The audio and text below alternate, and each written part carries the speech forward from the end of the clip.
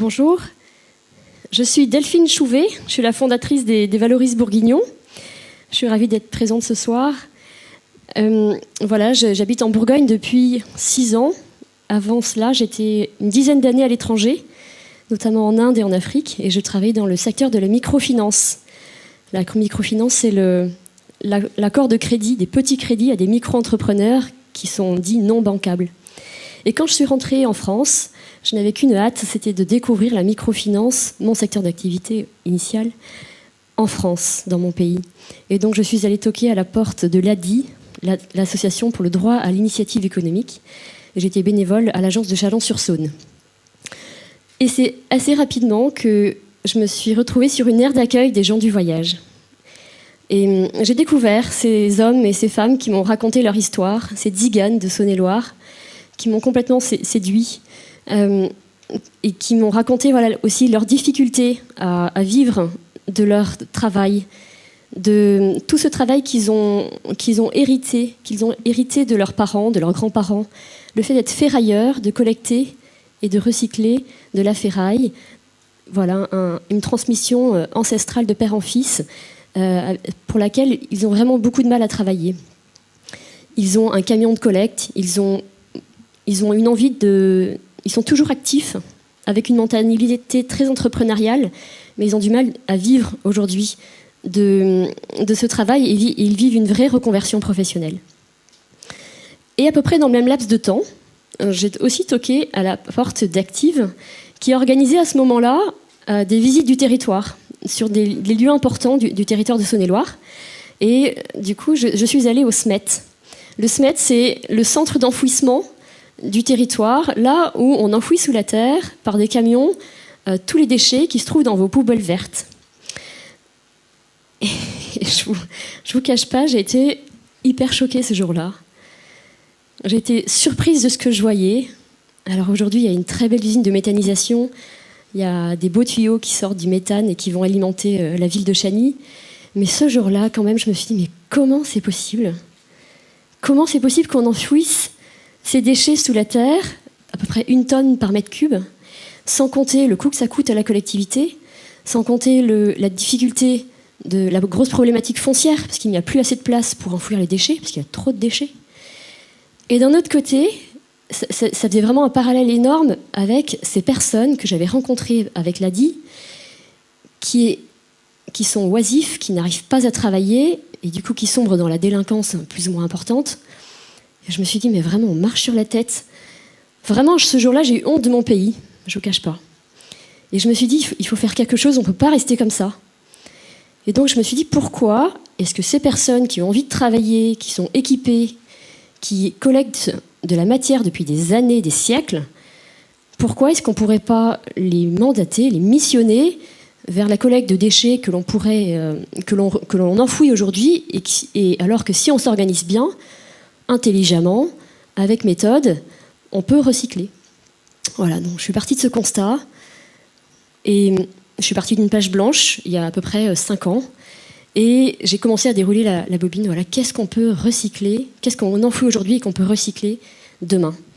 Et j'ai créé ainsi, et puis je suis passée évidemment par les affres de toutes les barrières financières, économiques, politiques, tout ce qui existe et qui se met en travers d'un entrepreneur français qui essaye de monter une boîte ici en France.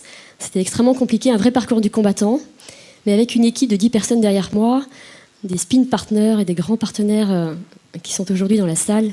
Voilà, les Valoristes ont été créés et ont vu le jour.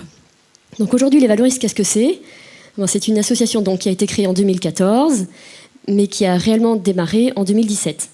Donc c'est un hangar qui est à Crissay, dans la zone industrielle de Chalon-sur-Saône, 800 mètres carrés de bâtiment, 9 salariés, 2 permanents et 7 salariés en insertion, donc un agrément d'État, donc une association qui porte le dispositif chantier d'insertion.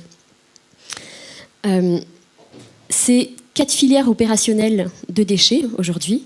Donc nous allons collecter en vrac dans les collectivités, dans les déchetteries des collectivités, mais aussi auprès des entreprises privées, du plastique souple d'emballage, du polystyrène, du plâtre auprès des artisans, Et puis de la glacine, qui est un déchet très bourguignon, puisque c'est la contre-étiquette des étiquettes de vin, et en Bourgogne, il y a du vin. Et il y a aussi beaucoup de fromage, et dans le fromage, il y a plein d'étiquettes.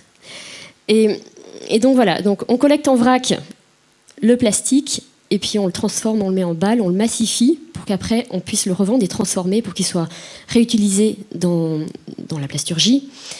Par ailleurs, le polystyrène, pareil, on le collecte en vrac et on le compacte à 40 fois son volume pour pouvoir à nouveau réutiliser cette matière première pour créer des objets, par exemple des cintres, il peut y avoir des règles des colliers.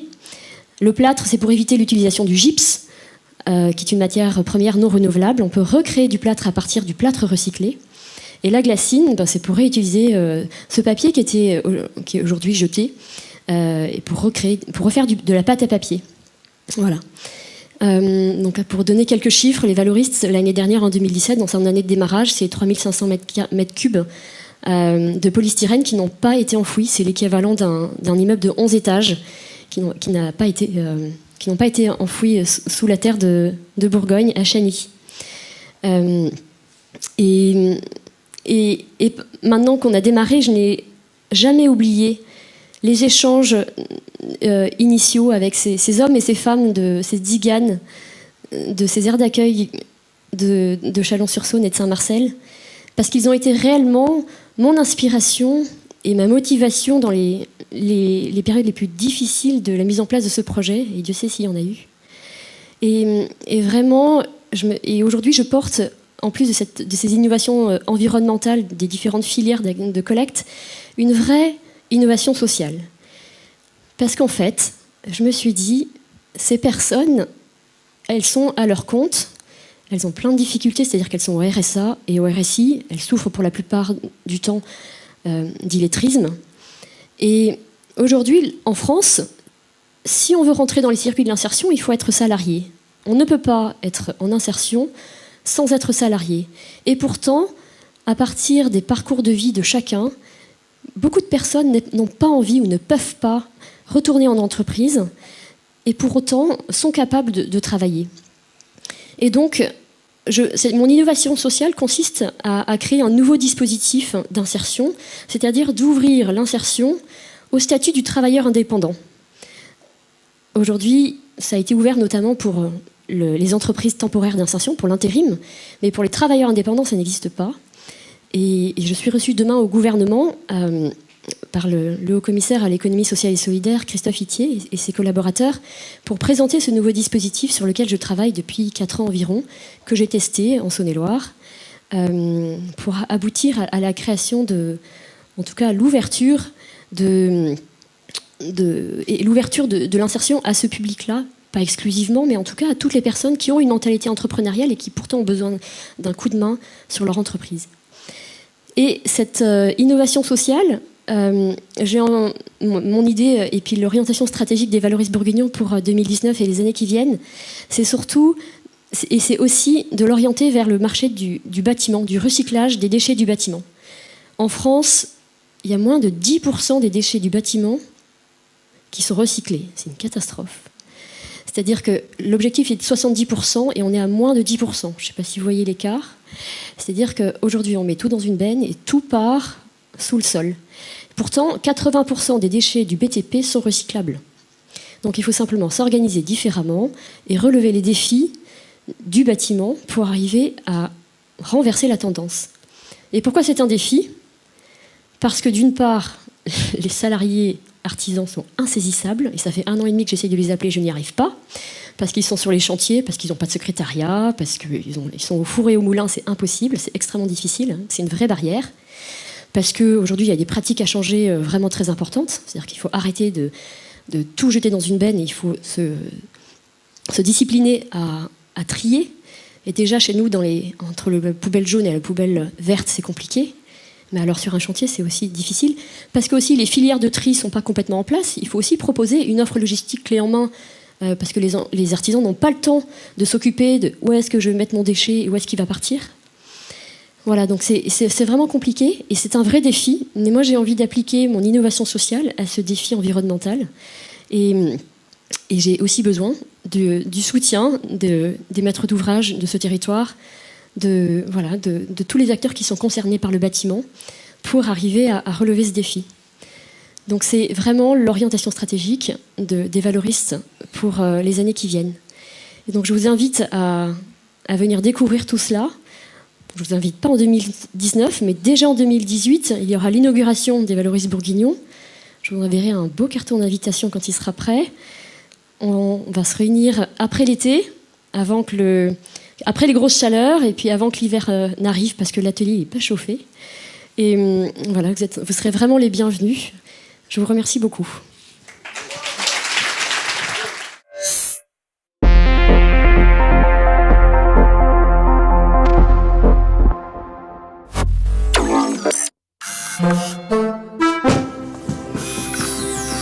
Ah.